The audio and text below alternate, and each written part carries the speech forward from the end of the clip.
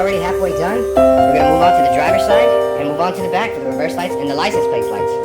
And there you have it. We've completely done the front. I didn't show how to do the driver's side, but it's pretty much the same as the passenger. But on the bottom driver's side, you do have less room. As you can see, the top LED is straight, and so is the bottom one. So just make sure, like I said, make sure those are straight before putting anything back together. And I can't stress this part enough, guys, but just be very careful when you're rotating those LEDs in there, because the plastic on those LEDs break a little easy. So just take it slow and do it right. So this is how it looked like before. Those are the back lights and the license plate lights. Okay, guys, so that's what it looks like finished. As you can see, it's a lot brighter.